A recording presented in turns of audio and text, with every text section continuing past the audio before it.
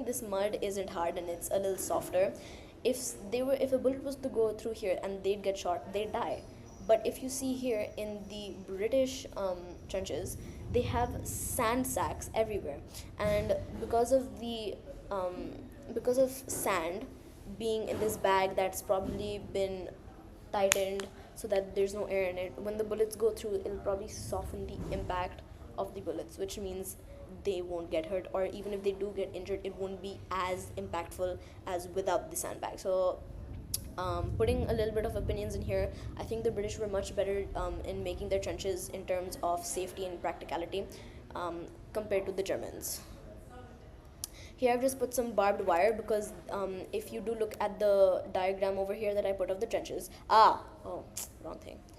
Um, this is no, this is the trenches diagram. You can see they have barbed wire over here, so that's why I had put barbed wire out here to show just more of a visual of what they potentially would have put up there for protection, so enemy lines don't come into their trenches. We move into the next room, which is my main room. Here we have cannons. Now, as I had said, what the cannon I had showed you earlier was a very generic one. This is more specified. So this is what a British cannon looked like in World War One, and this is what a German cannon looked like in World War One. So this is where I had put the more specific cannons to each country during World War One. Here, militarism. So this is what I wrote. You can pause. Yeah, I wrote a lot.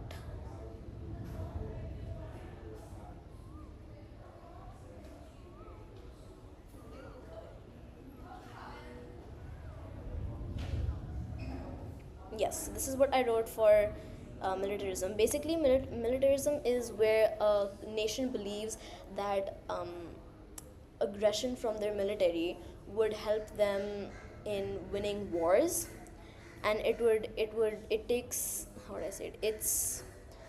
It's glorified in a way in some nations that their military needs to be strong and they need to be aggressive to win wars. This is alliances. So this is what I wrote for alliances.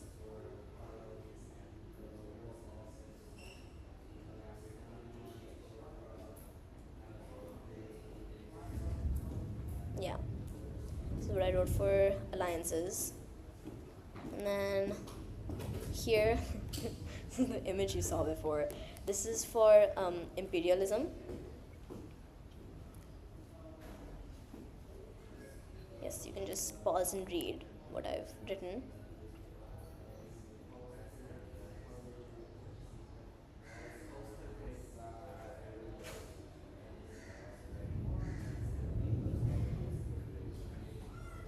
Yes, imperialism is like what the British did to all of these countries, like New Zealand, Egypt, India, all of these countries. They basically took over land and they started controlling the people in that land, and colonizers do really, really bad things to people when they colonize a country. So, yes, alliances is when countries come together, not come together, but countries they, how do I say it? It's like they make a partnership with another country if they have like shared interests. And those two countries, if let's say for example Austria, Hungary, and Russia, if Austria-Hungary is in need, then Russia can come and help Austria-Hungary. Or if Russia is in need, then Austria-Hungary can come and help Russia. But the thing is, alliances are very fickle things because at any time Germany could give a better deal to Russia, and Russia could easily betray Austria-Hungary and go fight for Germany instead of Austria-Hungary. So that's why why I think alliances were one of the main causes to an extent during my essay for World War One. As you can see here, this is for nationalism. You can see what I wrote here for nationalism.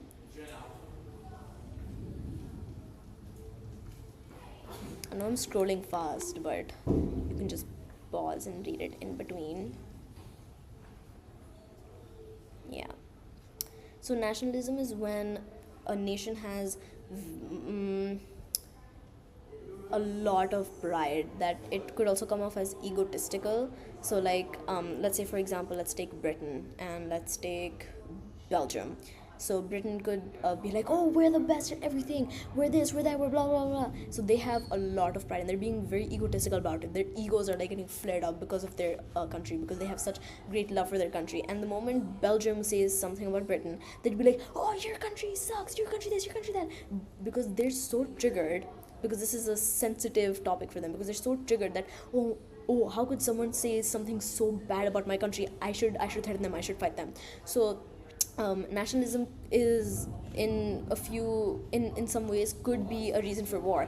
That for just an example, it's not historical, but just for example, that Belgium says something really really mean about Britain, so Britain gets triggered, their ego comes into play, and they declare war on Belgium just because they said something about Britain. And it's probably true. Have you seen the British? Moving on. And this is Duke Franz Ferdinand of Austria-Hungary. This is the assassination, which is one of the lessons we learned in INES. So you can see what I have written here.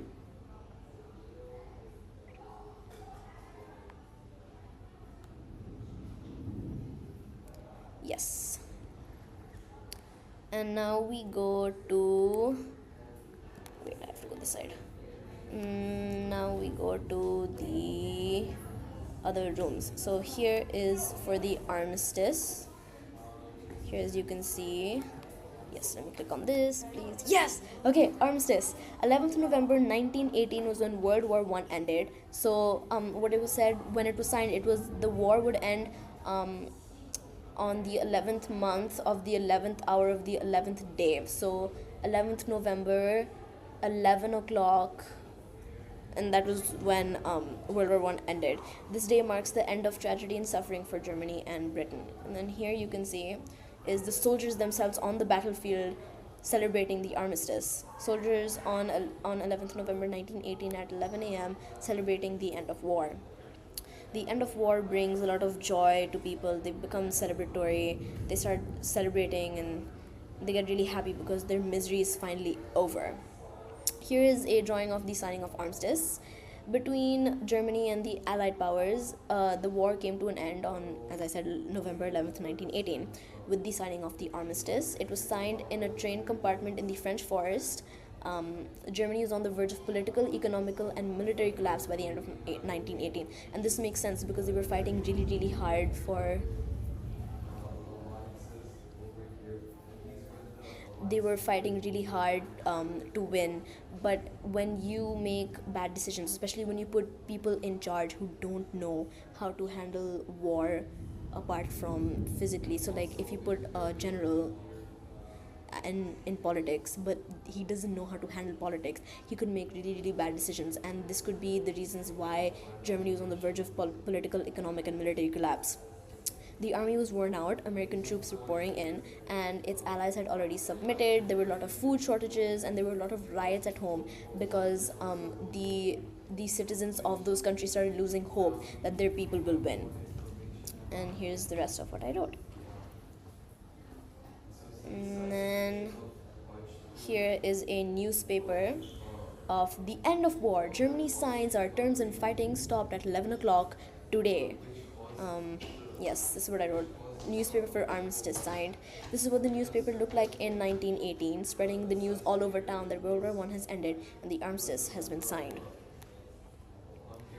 But at the end of the day, no matter how much you're happy that the war has ended, you still have to clean up the dead bodies. End of war. This is what the end of war looked like. Yes, everyone was celebrating, but when celebrations ended, they remembered all the people they lost during this war. The grief they carried was in the shape of their comrades, their brothers, their family. No matter how much pride you get from the war, your trauma will always be bigger. You can see here their gaze is downcast, they're sad, and they're carrying one of their soldiers with them as they go back. And here's very dead German gunner. This is kind of gory, a bit more explicit than the other images, and you can see a gunner. So he's using the same machine gun I had put in the weaponry's room, but you can see he's dead. He's been shot, he's dead, and honestly it's a very sad sight to see someone dead just lying there dead lifeless. The future they could have had if he was young, then the future he could have had if he wouldn't have died or if he wouldn't have signed up for the war at all.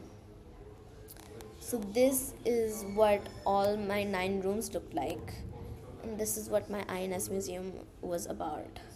Thank you very much, Mr. Tan, for watching. Bye bye.